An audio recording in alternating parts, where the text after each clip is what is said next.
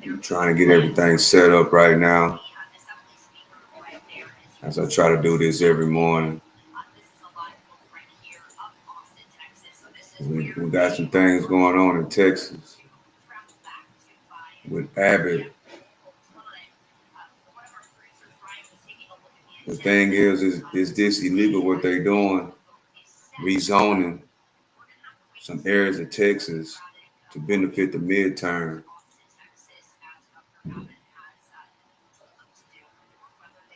Is Abbott Trump's puppet, as they call him? Let's see. Let's look at the stock market right now, though.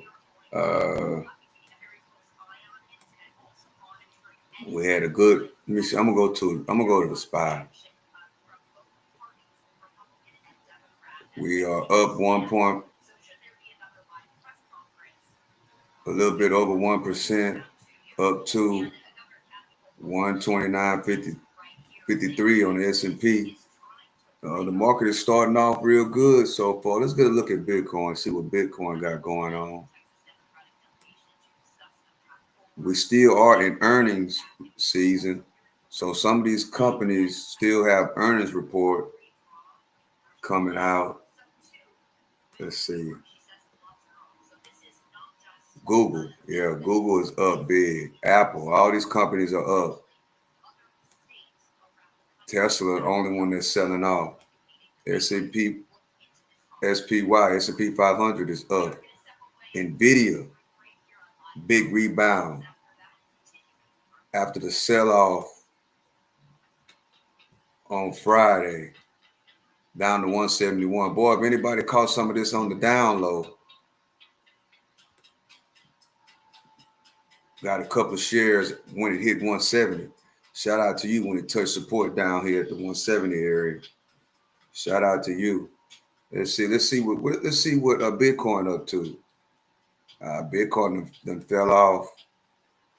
Yeah, Bitcoin at the 114 area now, guys. Could be a buying opportunity. Could be a buying opportunity if it steps up under 110. It was a good buying opportunity on NVIDIA at 170 that hit on Friday. Let's see. I'm trying to get over here. Hold on, chat. I'm going to get to the reaction of the video in a second. I'm reacting to the stock market right now as we are green this morning. We're actually green. The new kid on the block that I've been watching, NVTS. I've been watching this heavily, guys. I've been watching this heavily, which I think once I get my YouTube check, shout out to YouTube, I'm going to put my whole YouTube check into NVTS. That's the plans right now. So I'm hoping by the time my YouTube check click on, this will be maybe $7 even. So this is my next play. This is my next company that I'm adding to the portfolio for a long-term action. This will be long-term. Another AI semiconductor company that's been co-signed basically by NVIDIA. And it's right at $8 a share right now. Hey, what's up, Don? It's right at $8 a share right now. And I'm just waiting on my YouTube check to click on. That way I can, boom, go on. That's it, because that's my plan. My the money that I get from YouTube every month is I'm gonna put it all in the stock market, because basically that's free money to me. That's this the YouTube check, that's basically free money. That's why I encourage everybody, start a YouTube channel. If you're on YouTube every single day, start making content. Start making content every single day, because YouTube pays. And that's what I'm gonna do. I'm gonna take my YouTube check every month, because YouTube pays every month. I'm gonna take my YouTube check and dump it into the stock market every single month. That's what I'm doing. That's what I'm gonna do. So hopefully I can get this NVTS at a discount. Hopefully I can get it at about $7. So I'm just watching it right now, waiting. I'm just watching and waiting. Yeah, this company right here, I've been watching it, and yeah, I like it. So at $7-8 a share, I think that is a really, really good price. The high of this stock was $22 on this company. It's really new on the stock market. You know,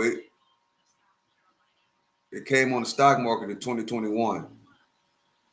So I think this is still at a discount right here, right around $7-8. And yeah, this is my next play right here.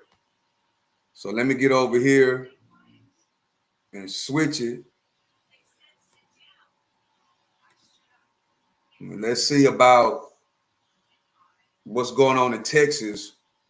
Is Abbott and Trump rezoning Texas to win the midterm? That's the question.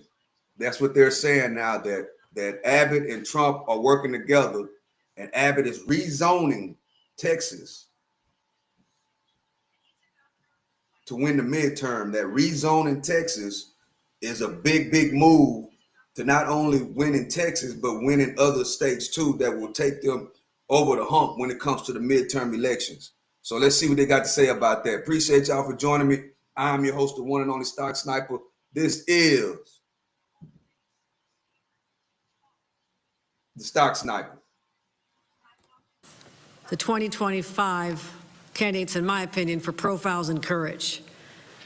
I'm proud to be joined by Carl Speaker Hasty. We've had a robust conversation. First of all, I hosted them at the governor's residence early this morning to make sure they're well fed with New York food, as well as giving them the opportunity to see a home that Franklin Roosevelt once lived in, for inspiration, as I'm inspired every day about knowing who we're fighting for and who we're fighting against. These brave public servants are taking a stand, a strong stand, against a blatant power grab that's happening in their state as we speak. And this will have implications, not just in Texas, but for our entire nation and its future. First of all, by breaking quorum, using a legitimate form of government. If you don't know who this is the governor of New York, which New York is a Republican state. This is the governor of New York. And they're saying that what is going on in Texas with the rezoning will affect all these Republican seats and all these Democratic seats and all these Democratic states. So let's hear what New York has to say. Correct. We've talked about this. This is not breaking the law. This is a legitimate process that has been used before. By breaking quorum and being here today, these legislators are getting into what John Lewis might call good trouble. Good trouble is the best kind of trouble. You know why? Because now you have the Attorney General, the Texas Attorney General, who, by the way, is obsessed with going after doctors in our state who are simply providing medication abortion assistance to people who are denied that by their own states. Now he's threatened to arrest each and every one of them if they don't return to Austin. But they're being asked to return to vote for a radical redrawing of the congressional lines that were already adopted. They're being adopted in favor of Republicans. And of course, where did this come from? Well, Donald Trump came up with this scheme, perhaps with some help with AI, I don't know. But they have literally redrawn 5 congressional districts, primarily representing communities of color that need the representation. They've drawn racist lines to disenfranchise millions of Texans. So what does this have to do with the state of New York? It's a good question. I'll tell you this. The last 6 months, Donald Trump and his cowardly Republican enablers have pursued an agenda that has destroyed all we hold dear in this country.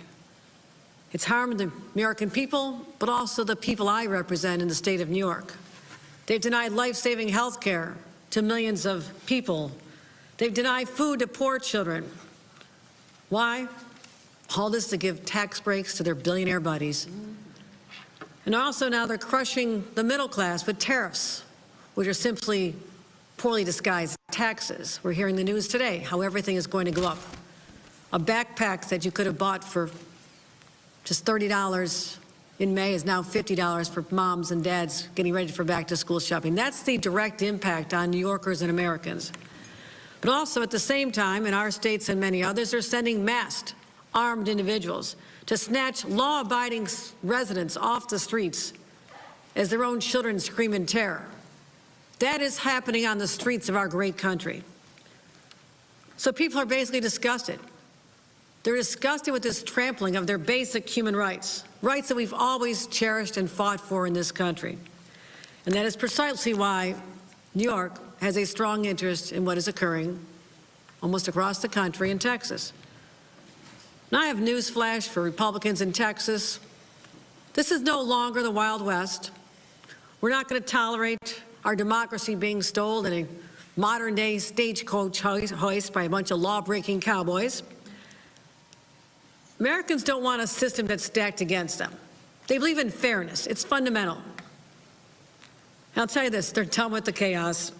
They're done with the cruelty.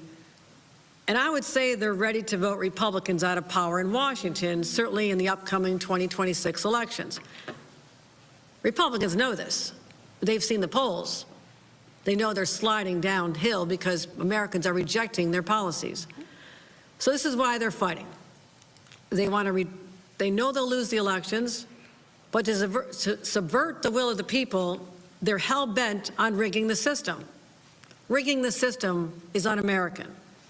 Congressional districts are never redrawn mid-decade as they are, but here they are, flagrantly breaking the rules so they can hold on to power. And with that power, they're going to inflict even more pain. And they'd rather eliminate fairness in the system than to proceed knowing they're going to lose. They'd rather silence voters than serve them. From my perspective, to refuse to stand up and fight for our democracy as we are joining in solidarity with our friends from Texas means one thing. You won't fight for democracy, you're doomed to lose it. For almost 250 years, our democratic experience has been fought for, and it's endured. As governor of a state where many of those early battles took place, we're commemorating them next year. Those battles for freedom were here. That's why I cannot stand by and let this happen, while Donald Trump and his co-conspirator, Greg Abbott, erode our democracy and drag us toward authoritarianism. Now, what Texas and Republican states are doing at the direction of Donald Trump, I say is nothing short of a legal insurrection against our capital. Legal meaning they're using the legal process. Does not mean it's legal, and it must be stopped. If Republicans are willing to rewrite these rules to give themselves an advantage, then they're leaving us no choice. We must do the same. There's a phrase, you have to fight fire with fire. That is a true statement of how we're feeling right now. And as I've said, another overused but applicable phrase, all's fair in love and war. That's why I'm exploring with our leaders every option to redraw our state congressional lines as soon as possible. Our state legislative leaders, Carol Heastie, Majority Leader Andre Stewart-Cousins, they're on board, as are their members. We're already working on a legislative process, reviewing our legal strategies, and we'll do everything in our power to stop this brazen assault. As I mentioned, these are profiles in courage sitting with me here today. They left their homes, left their families, left their loved ones in a world of uncertainty. But our history is defined by people who are brave patriots, who will not accept the status quo, who believe they must use their voices and their positions to stand up for others. And I could not be prouder to have an opportunity to meet them, each and every one of them, and hear their personal stories. And I thank them so much for making this journey. You are on the right side of history. And you're not alone. We are in solidarity with each and every one of you and your colleagues in another state, hosted by my great friend, J.B. Pritzker, who welcome you as well. As I said, history will judge us on how we respond to this moment. But here in New York, we will not stand on the sidelines with the timid souls on the sidelines who don't care, will not invest their heart and soul into this battle. This is a war. We are at war.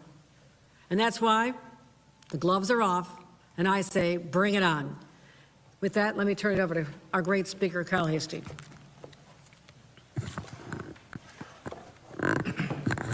So thank you, Governor, and thank you to our great colleagues from the great state of Texas. You know, I'm a fan of something big in Texas. As, you know, everybody knows I'm one of the bigger Cowboy fans, but today I'm We're not going to go there. You cannot say that sitting next to me.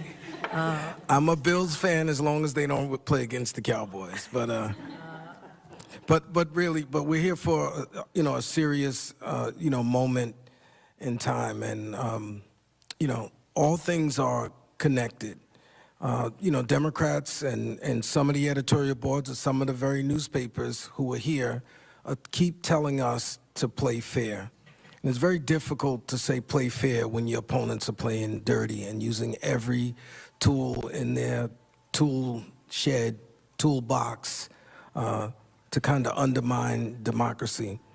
Since this guy's been sworn in, there's no respect for the Constitution, there's no respect for people, and this, what's happening in Texas is just another prime example. And what we're proposing, that maybe what we bring before the voters in 2027, hope not to have to use it. But sometimes the best way to get a bully to stop being a bully is to remind them that they could also be bullied. So perhaps the Republican members of Congress here in New York could say to their Republican colleagues in Texas, hey, slow down on this, because this can also affect us. We'd like the world to play fair. Democracy should be fair. But what we're learning, and again, we're only, you know, God help us, 8 months into this horror movie of this presidency administration, is that big disgusting bill that they're trying to fool people that thinks is good. It's just nothing more but just another giveaway to the richest of the rich in this country.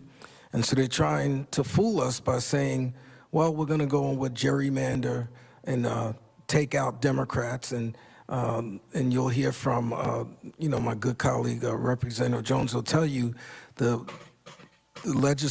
members of Congress that are under attack and who they're looking to get rid of.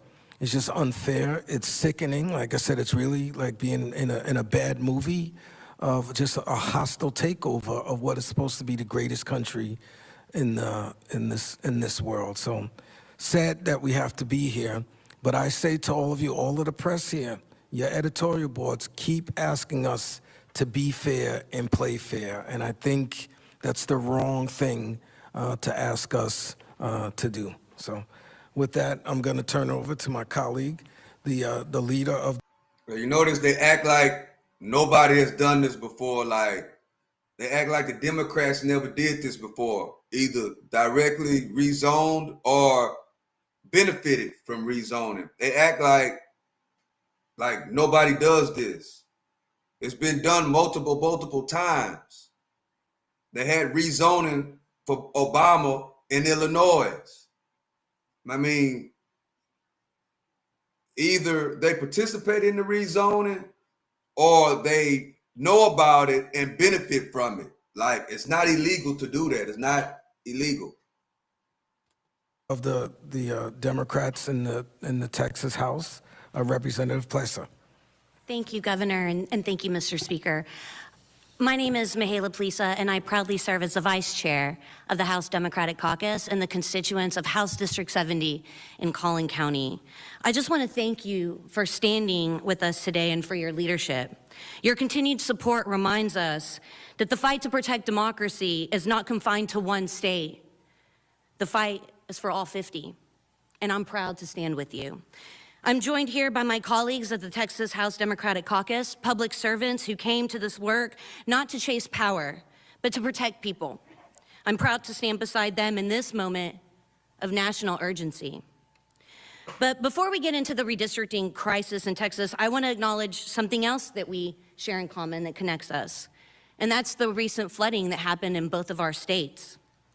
New York just experienced flooding. They put people over policies, and they declared a state of emergency. In Texas, today marks the 1-month anniversary where over 130 people died, the majority of them being children. An incident that our governor has still failed to attend any funerals for the victims. People are rebuilding their lives. Their homes have been destroyed. They're burying their children. Some of them only have the snuffies that their children were clinging on to for support. Did you guys know that there's a nonprofit that's been started in our state that's trying to help parents find those stuffed animals because it's the last thing their children had?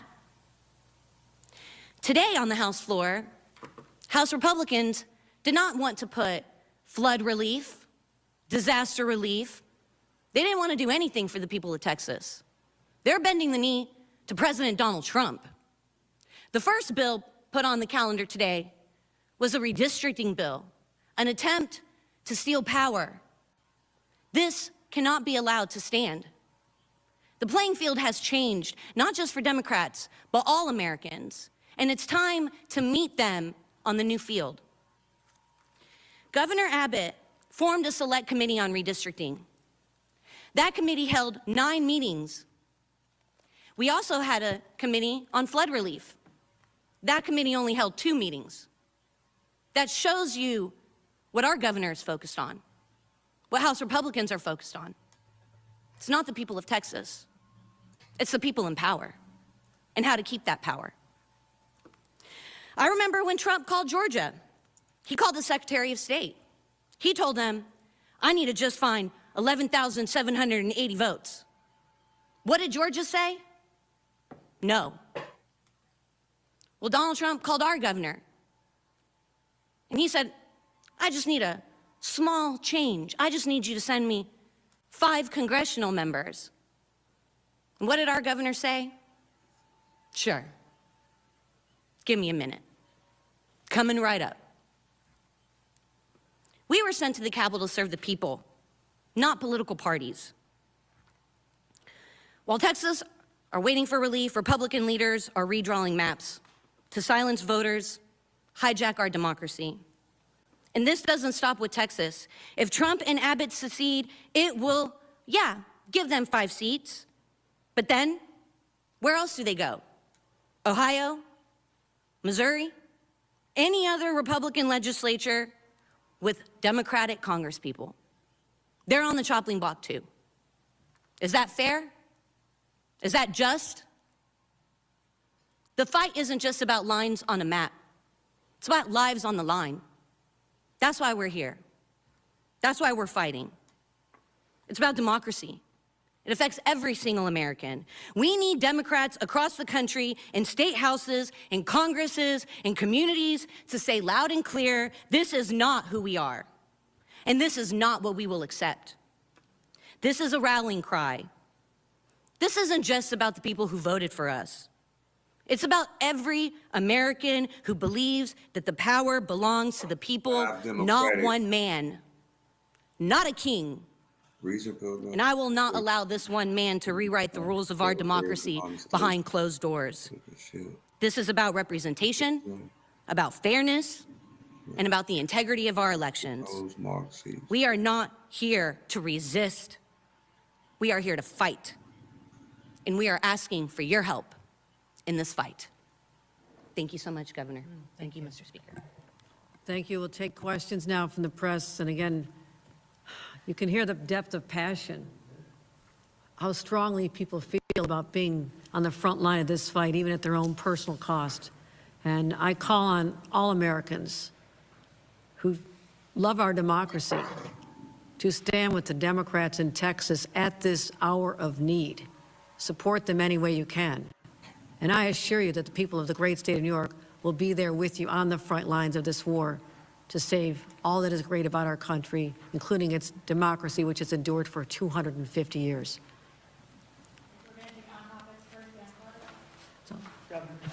I'm curious, last decade we redid redistricting, hard to say. Do you think, given this situation where we've had these court battles, everything, that in this 2027 amendment that you may put forward, that the Independent Redistricting Commission should be disbanded or changed in some way so that you don't have to go through that again in 32? Yes. I'm tired of fighting this fight with my hand tied behind my back. With all due respect to the good government groups, politics is a political process.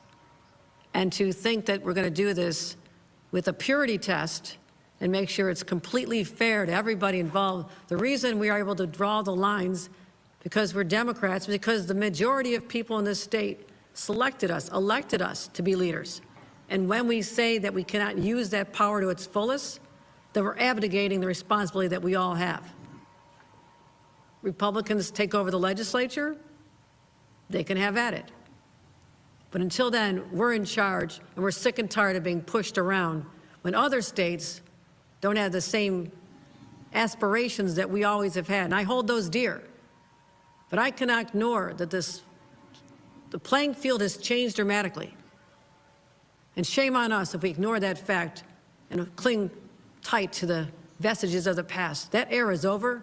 Donald Trump eliminated that forever.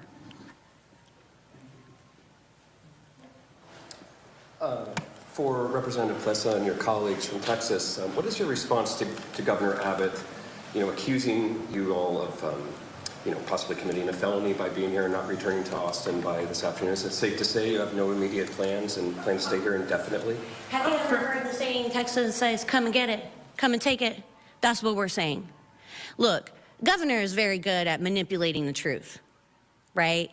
And what he's saying is not completely accurate. He knows that we're using a tool that was given to us by the founders of the Texas Constitution. He knows what the rules are.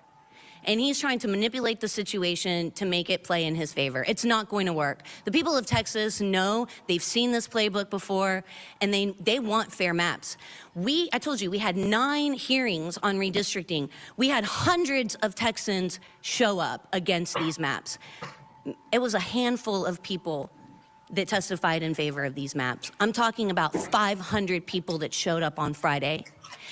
Texas Republicans didn't give them an access to have their voice heard. They limited debate in those hearings. So what I say to the governor is, you need to have better policies. You're not gonna just eliminate 20. So let me be clear. I'm a lawyer. A part of my practice is criminal defense work. There is no felony in the Texas. Come on, man.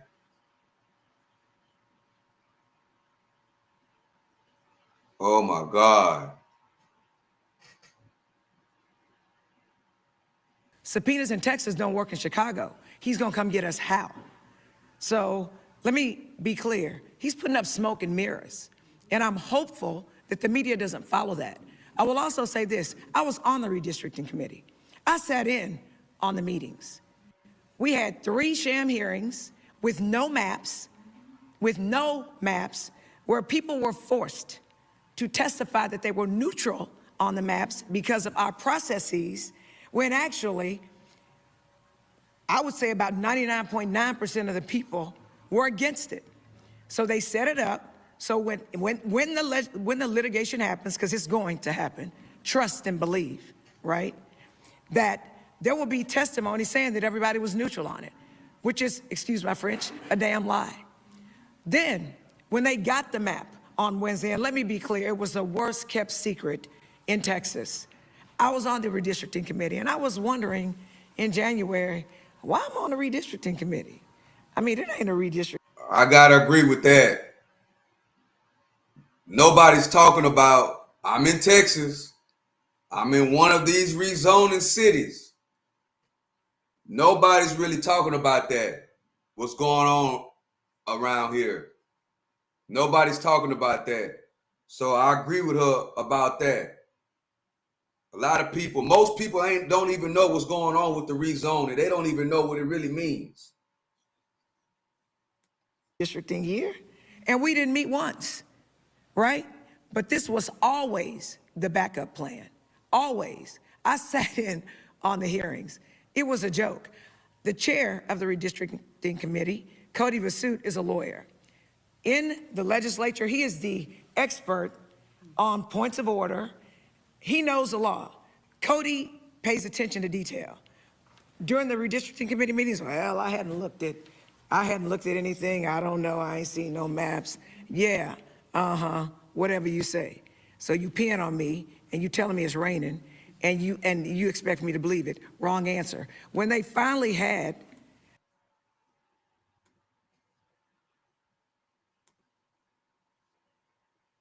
This is the map right here.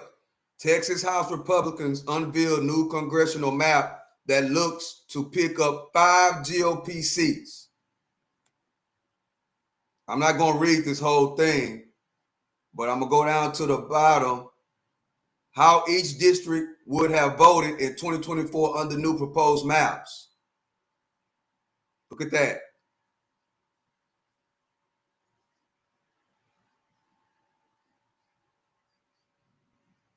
Let's see. Under proposed map, Trump would have won 3 more districts in 2024.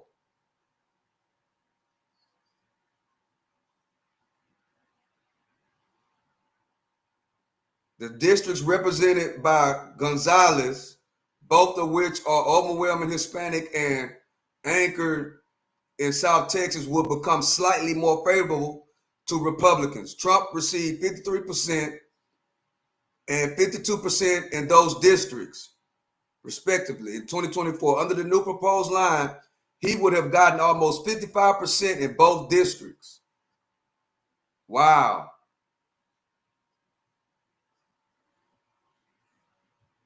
Okay.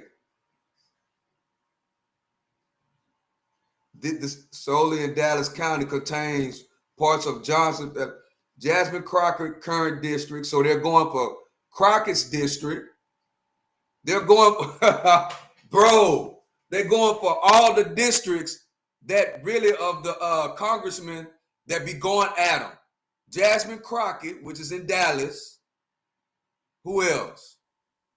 I'm not going to read the whole thing. I'm just going through a few points. And Al Green, bro. Al Green, which is in Houston. The big would be in the 9th district, a seat represented by Representative Al Green. We all know how Al Green and Jasmine Crockett feel about Trump. Crazy work, bro. Let's go back and watch the rest of it. Crazy work. Wow.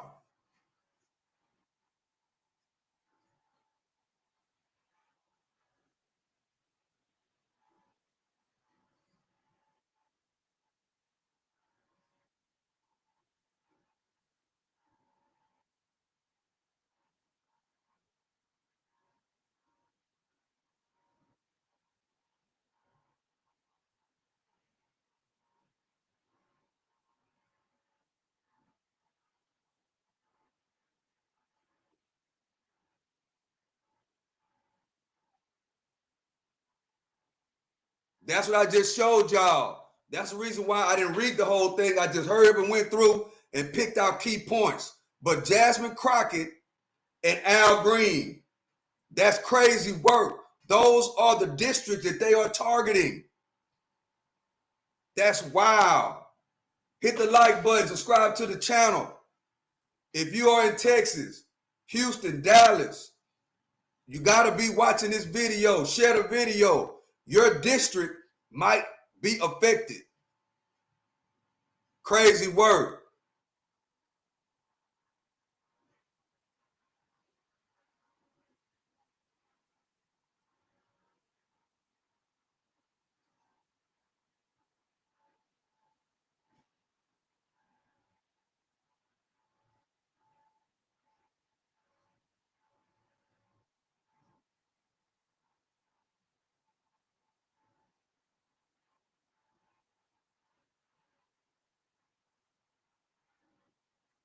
In my opinion, maybe they need to switch them out because the district that they run them horribly, bro.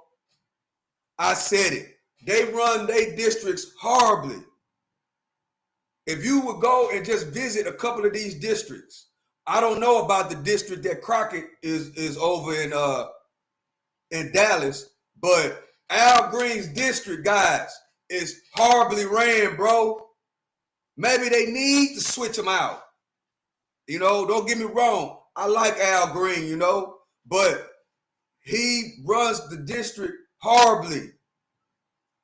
Crockett probably runs her district horribly too. I can't speak on that because I don't know her district in Dallas.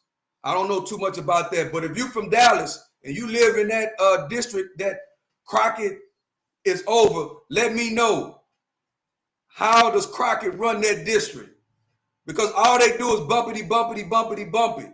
You know, they talk so much, but their districts and their cities are ran like trash.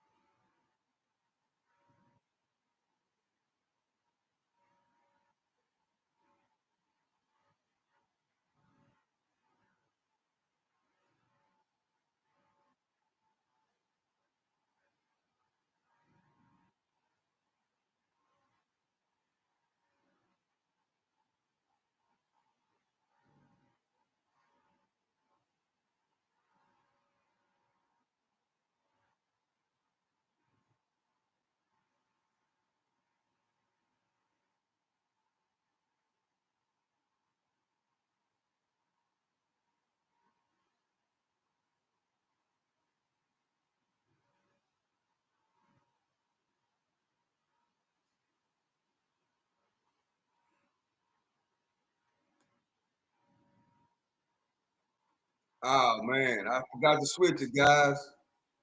Dollars a day fine that they're already having to deal with. And so, you know, we're looking at mechanisms where I can be supportive on the other side of the equation, not the Pursuit is a lawyer. In the legislature, he is the expert. In some way. I forgot to switch it. My bad, guys.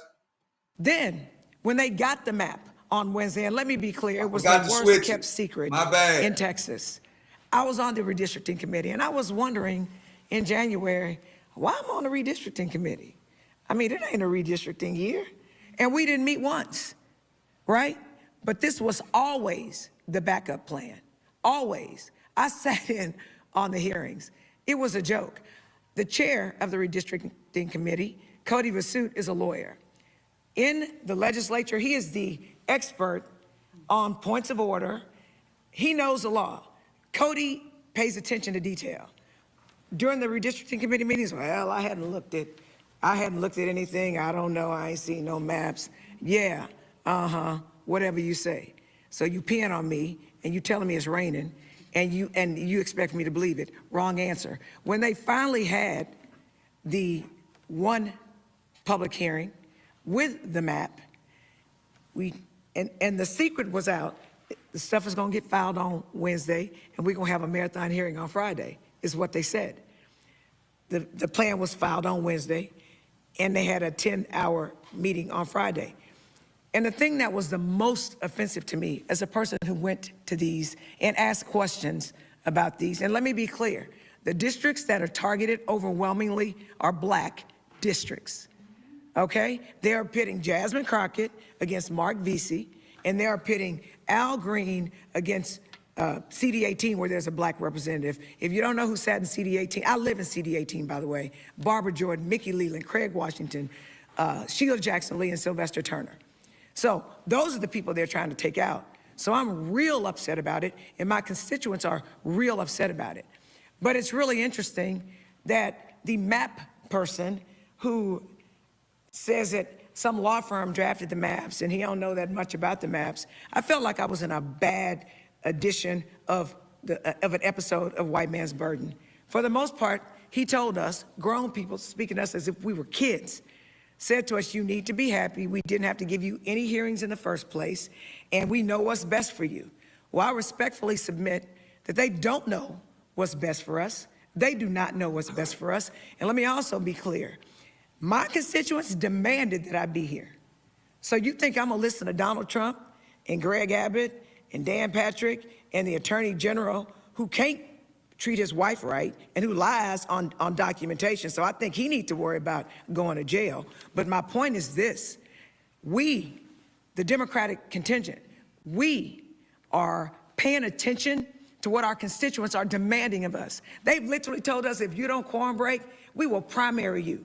That's how important it is. This is, people wonder, why should New York be concerned about what's going on in Texas? Why should anywhere be concerned with what's going on in Texas? I'm gonna tell you why. My grandmother says this: if you allow yourself to be a rug, people will step on you. No one was paying attention to North Carolina in 2024. There were 7 Republican Congresspeople, there were 7 Democratic Congresspeople. Guess what? The Republicans rigged the game in North Carolina, and they took 3 seats. I'm gonna say this one more again, that's Ebonics for those of y'all who don't speak it. They took 3 seats. Congress has a 3 Republican majority. Ding, ding, ding, ding, ding. So we weren't paying attention to what was going on in North Carolina. And look what we had. We got that big, ugly, terrible bill shoved down our throats. So guess what? I was paying attention. Fool me once, shame on you. Fool me twice, shame on me. Texas will not be North Carolina. We will not give him what we need. And we're marching, we ain't fleeing, we're fighting, and we are so incredibly thankful that the governor has hosted us, because we need allies. Governor, is the state expending any resources on housing or feeding or anything for the Texas lawmakers that are here tonight? I fed them breakfast. Don't know what that costs. If it's a problem, I'll take it out of my pocket. Very delicious. No, they're leaving today. And again, I do believe that there's going to be exorbitant legal expenses for them. It's $500 a day fine that they're already having to deal with. And so, we're looking at mechanisms where I can be supportive on the other side of the equation, not the government side, but the political side, and encourage others to step up and invest in these brave soldiers for our democracy. And then building off Dan's question, voters did approve a clause in the state constitution that prohibits redistricting on the basis that benefits a particular party, a particular candidate. Should that stay, or should that go? We'll be having those conversations about the exact wording. But I think if you ask voters in New York how they feel today versus how they felt back then, there has been a dramatic sea change in response to the onslaught of attacks from their own government in Washington, and they've had it. As I said, they've had it with the chaos, they've had it with the cuts, and they want us as their leaders to stand up for them, and that's exactly what we're going to do. Governor, why would it be unfair to say that New York Democrats are abandoning good government and good democracy in an effort to save democracy? Well, that's an interesting question. But if that's what's called for, I will put saving democracy as my top priority at any cost, because it is under siege. Just like those who put on a uniform to fight in battles across the ages. For centuries, we've stood up and fought. Blood has been shed. This is our moment in 2025 to stand up for all that we hold dear and not let it be destroyed by a bunch of renegades in a place called Texas, which I respect these people, but we've had our battles with them, the Attorney General, the Senator. We know who we stand with. We stand with the people of this country. So, if you all are leaving, where are you going next? If you're leaving New York, where are you going? Don't tell them. We have delegations all over the state. We're continuing to meet with Democratic governors. We're continuing to bring coalitions into the fold and educating people as to what's happening and letting them know that the rules have changed. Are you staying in New York, though?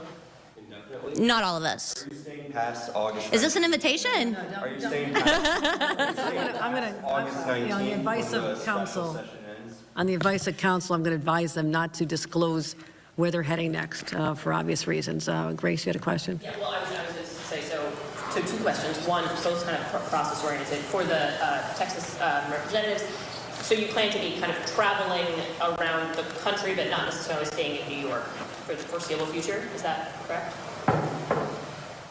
Yeah, this is a war. We're building a coalition.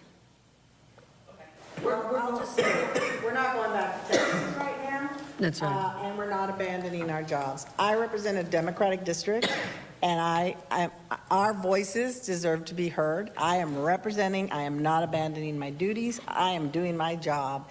And Democrats have been shut out of the process over and over and over again, and Democratic voices have a right to be represented. And that's what I'm doing right now. I am representing my constituents, and I am doing my job and not abandoning. Could y'all not ask them, like, what, it's like y'all are asking them to give what their game plan and strategy is, and this is very sensitive, so I would ask that y'all allow them and give them the respect to put together their strategy without letting their opponents know what that is. Literally said they're just leaving.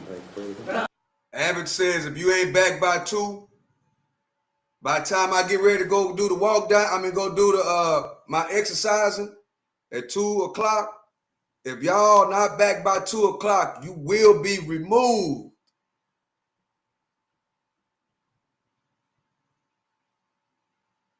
Other states like California and certainly Texas, we do have constraints that were put in place that the only way that we can change the timing on redistricting is to literally amend the New York State Constitution. There's a process involved in that. It requires an affirmative vote for 2 consecutive sessions of the legislature. Right now, we're in the 2025-26 session. So a vote in 2025 or 2026 is the first step. 27, 28 is the next session. This could literally go on the ballot in the fall of 27 and be enacted in time for the congressional races in 2028 as well as the presidential. So it is not the timeline that I would have preferred, but it does shave off 4 years from what would other be the process. But we're going to also look at litigation strategies. We're in close conversations about options there. And so I would say this, we're considering all options right now. All right, thanks, everybody. Speaker, you earlier said that you're asking editorial boards, I think you said a few moments ago, shouldn't ask you to quote unquote play fair. So just so I have this straight, or just so I'm clear, are you and the governor, are you saying that your plan is to quote unquote not play fair just because in Texas they're not playing fair? Are you concerned about a slippery slope? The point that I'm trying to make is Democratic states have gone to independent redistricting commissions, and they're so, or say nonpartisan. In politics, there's no such thing as nonpartisan. So all I'm saying is I think it's difficult to ask New York, California, and other Democratic-leaning states to play nonpartisan while the Republicans play very partisan. That's the point I'm making. Are you all staying past August 19th out of Texas? Are you going to remain out of Texas? Wow. Greg Abbott is giving them until 2 o'clock to get back. If they ain't back by 2 o'clock, he's removing them from the seats. That's what he said. Was health equity, which was health available to a lot. I appreciate y'all for joining me. Appreciate y'all coming and rocking with me. We got 78 people in the building. I really appreciate y'all joining me. Trump and Abbott rezoning Texas to win the midterm. They're threatening to remove Green and Crockett from their seats.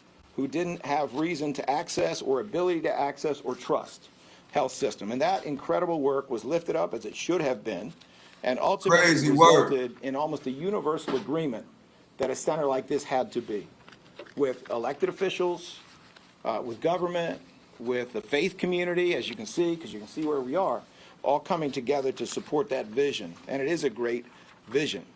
Recognized as a national model by Dr. Rachel Levine, Assistant Secretary of Health, the BDCC, that's the Black Doctors COVID-19 Consortium, the BDCC was at the forefront in Philly and surrounding counties during the pandemic, and we see what they have become. Collectively, we are still grappling with the aftermath of the pandemic, and to some extent the pandemic They're about to cut them a check. But BDCC's focus has expanded and has never shifted from making sure that everyone can get violence access prevention grants to healthcare nonprofits that they need, and that communities of color are well served by healthcare.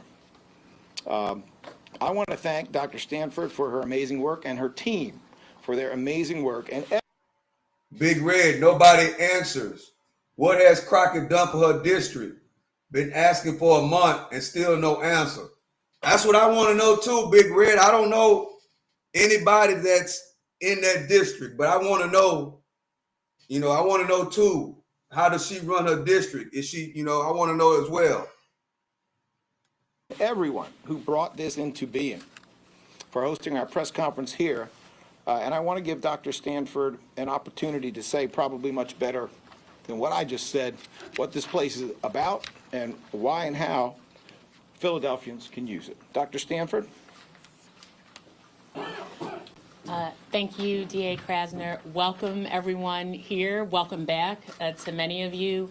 As you know, in this community and many communities throughout the city of Philadelphia, we have violence, we have poor health outcomes, we have trauma for many of our residents, but we also have joy.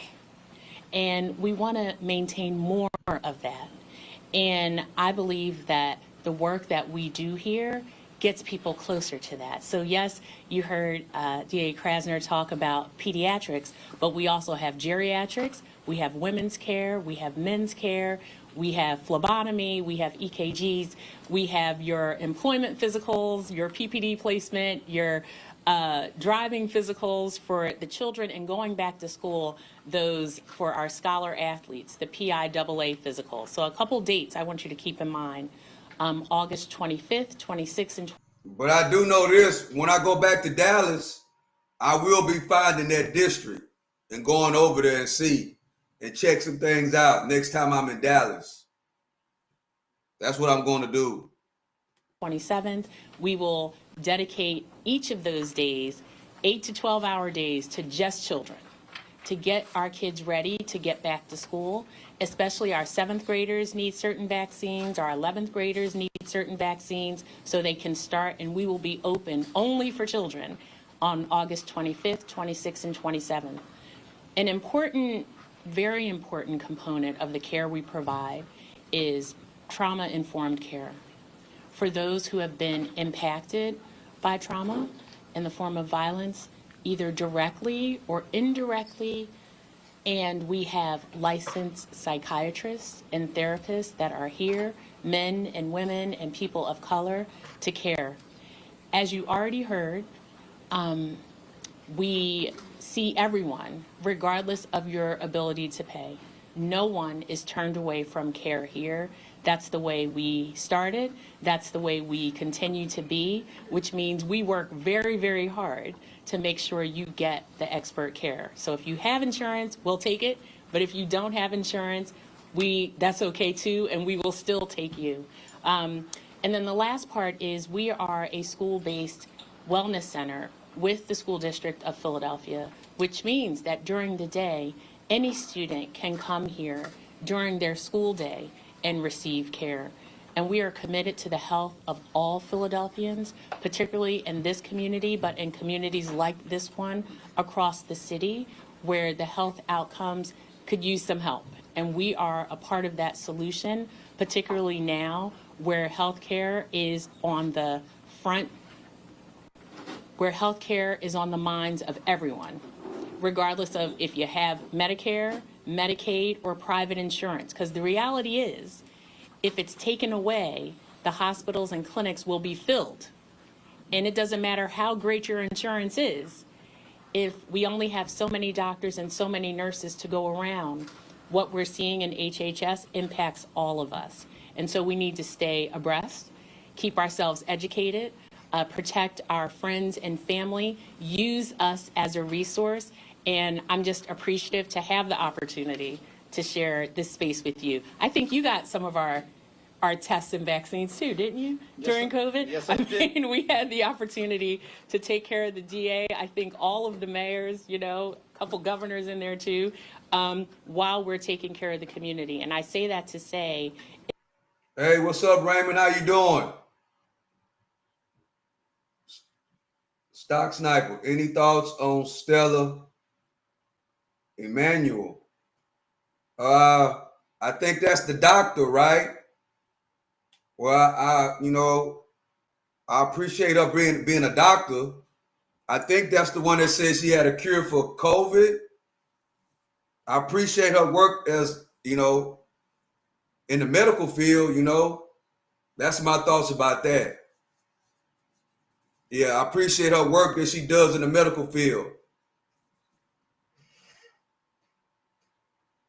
Now she claims that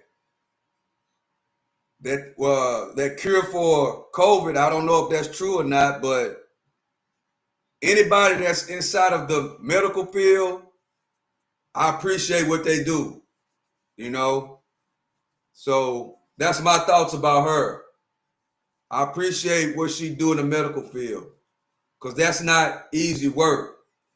Coming from a line of women in my family, just about every woman in my family is in the medical field. And that's not easy work. You gotta be on top of your game. That's people of service. They help people. So that's what I think about her. I appreciate her being a doctor. Is that we don't care what your position is, how much money you have, the color of your skin, the care you receive from us will be equitable. It will be what you deserve. And it's a privilege to be able to serve others as we do that. And so, again, thank you for joining, and I look forward to hearing everything else that's coming up today. Thank you. Thank you, Dr. Stanford, and thank you for everything that you and your colleagues here do. And so many volunteers. You had a ton of volunteers, I remember, back in the early days. It was amazing. All right, so we are, in fact, here for two reasons.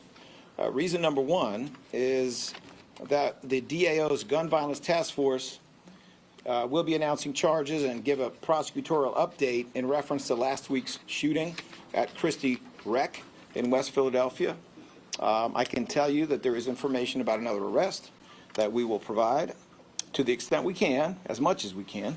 I want to thank our colleagues in government and law enforcement for their very prompt response to the families and communities impacted by this horrific shooting, including, but not limited to, Councilmember Jamie Gautier, with whom I spoke on the way over here, and who I understand has an event this evening, along with State Rep Rick Krajewski, in relation to that shooting. I also want to give some special thanks to the Philadelphia Police Department's SIG, the Shooting Investigation Group, for doing a superb job on an investigation that is ongoing. I also want to thank Mayor Sherelle Parker, Commissioner Kevin Bethel, Councilmember Gautier, Representative Krajewski, Parks and Recs Commissioner Susan Slauson, as well as other officials who responded to last week's shooting at the Christie Rec Center. The DA's office was also on location and will remain a unified front with our colleagues in government and law enforcement as we continue to prioritize finding the truth, holding people appropriately and justly accountable, and promoting and improving public safety in the city of Philadelphia. In a couple of moments, you're going to hear from prosecutors from the Gun Violence Task Force, who will provide those details regarding the investigation charging bail and an upcoming preliminary hearing. That is one reason. We're listening in here to Philadelphia's District Attorney Larry Krasner, starting off by talking about some of these grants that are being awarded to several violence prevention organizations, and now moving on to an update on a shooting that happened. An issue to the point that in the last collective bargaining agreement, we had to set aside wages, take people's salaries to create a child care fund. Here, Maura Adolan is our director of such a fund, the first that we've created here for city workers. And yet, after doing all that, it's not enough. Our waiting list is incredibly long. Our needs continue to be incredibly long. So we're here to have a discussion about child care. And with that, I want to introduce the next mayor of the city of New York, Zora Mandani.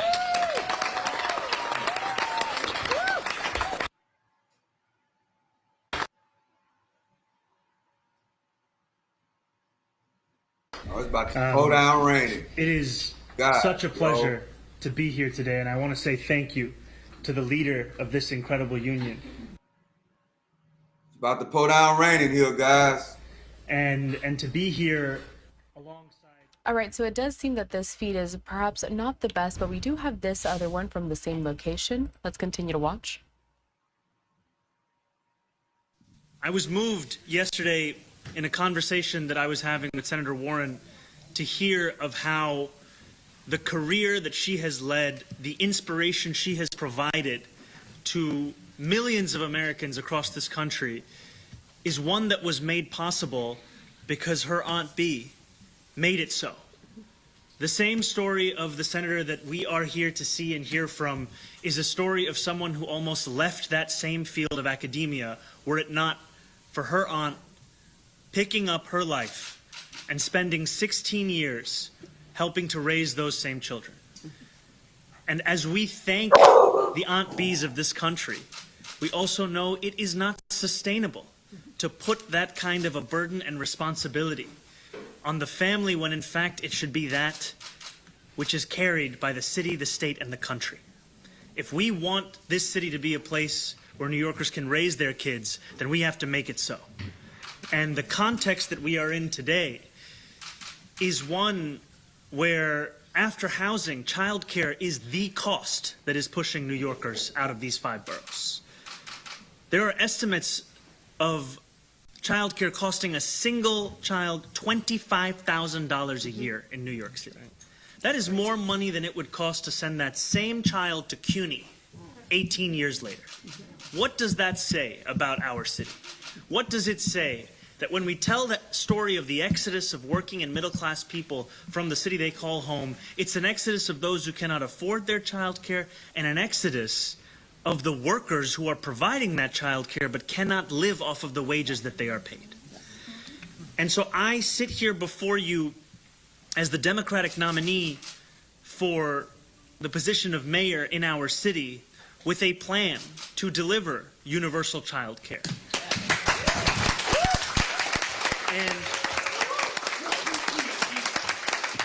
And it is a plan that speaks to the necessity of doing so from children of the ages of 6 weeks to 5 years of age. Yeah. And it is a plan that will be difficult.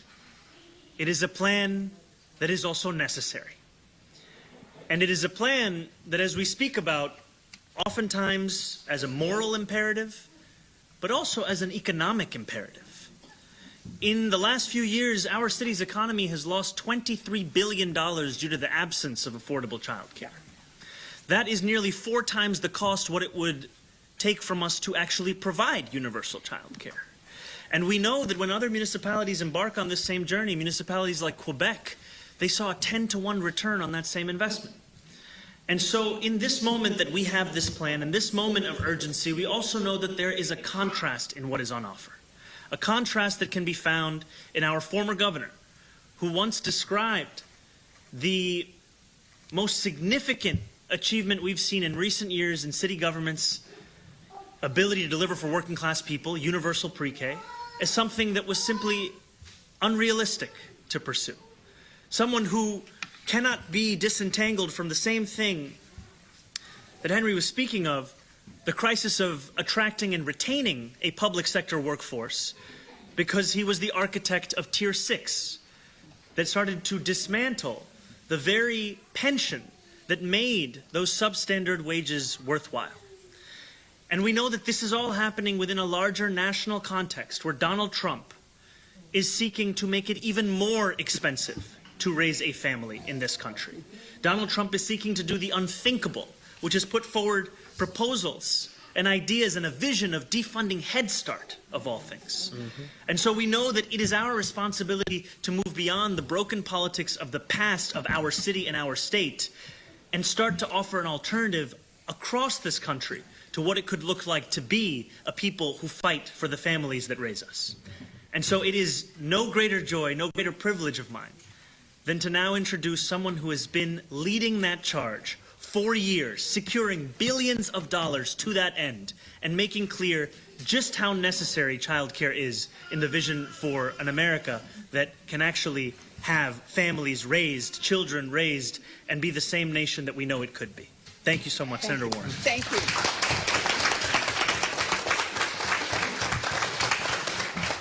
Thank you. It is good to be in the House of Labor. That's right. Yes, with working people, and thank you, Zoran. I'm here because elections give us a chance to state our values. What do we care most about? And what are we willing to get out there and fight for, to put it on the line for? Zoran has made it clear. He wants a more affordable New York City for all of the families. Yep, you bet. Now look, his opponents could have done that. They actually had their opportunities to put it on the line for a more affordable city. They had their opportunities to say, I'm here for the children of New York City, for the mamas and daddies of New York City, for the caregivers of New York City. Instead, those are the candidates who are out talking to the billionaires, saying, give me a bunch of money so I can stop the one person who has centered affordability as the key to what kind of mayor he wants to be. So, I like this man, but what I like most of all is what he said he'll fight for.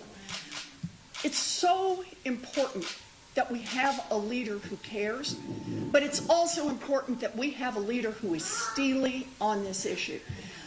You know, New York City, like the rest of the country, understands there are things government needs to do to keep the place working, right? You gotta have roads, you gotta have bridges, you gotta have electricity, For some reason, you gotta I have like seeing transit. Lady talk. You gotta have the things that keep a city going so that businesses will have an opportunity to make their stuff and ship it.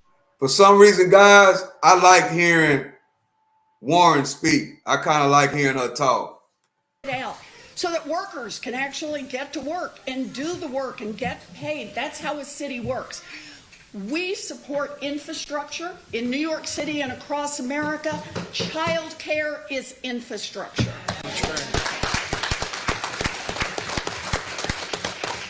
You want those mamas and daddies to be able to go to work? Then we need child care. All across New York City, there are people who are just saying, I can't afford to work. If I got to shell out $25,000, and that's for one, $50,000 if I've got two, I mean, keep doing the math here, out of my after-tax income, if I can even find it. Because that's the other part. Even for people who say, we'll find a way to find the money, you still can't find the slots. And that's what happens when you take a basic piece of infrastructure and say to families, you're on your own. We don't say it to people about roads. We don't say you're on your own, get the roads built. Hope you figure that out. We don't say it about getting electricity or clean water. We say that's what we're going to build together because it's going to make a better city for everyone. I want to add to this. Every time somebody wants to talk about, well, how are we going to pay for this? First of all, let's start with billionaires need to pay their fair share.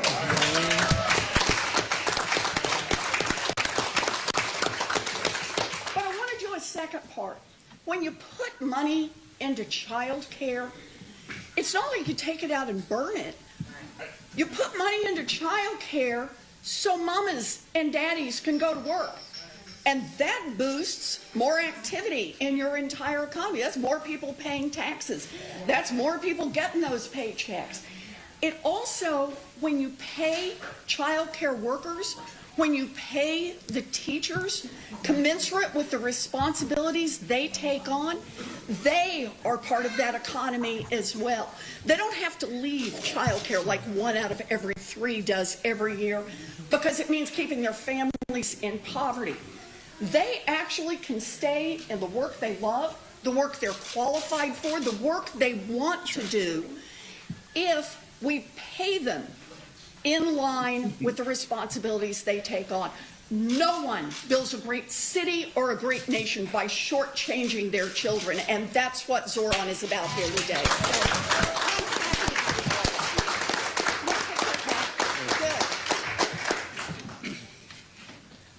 Thank you, Senator. You know, I was at... Well, I'm gonna end it right there, guys. I appreciate y'all for joining me. It's about to rain here, and you know I'm an older guy. We raised in the old school. When it started raining, my grandma used to tell me, boy, you better cut that TV off. So that's what I'm about to do right now, guys. I appreciate y'all for rocking with me. Hopefully this rain will be over with and I can come live again and rock with y'all. But I got to go right now. I appreciate y'all for joining me. Make sure you hit the subscribe button and hit the like button and the notification bell so you will know when I go live. So I appreciate y'all for joining me. I have a great morning, afternoon. I will be back. So appreciate y'all for rocking with me. I will be back. Make sure you hit the notification bell and come rock with me. I appreciate everybody in the chat, everybody that's been making comments. You know, I appreciate y'all. With that being said, I'm out.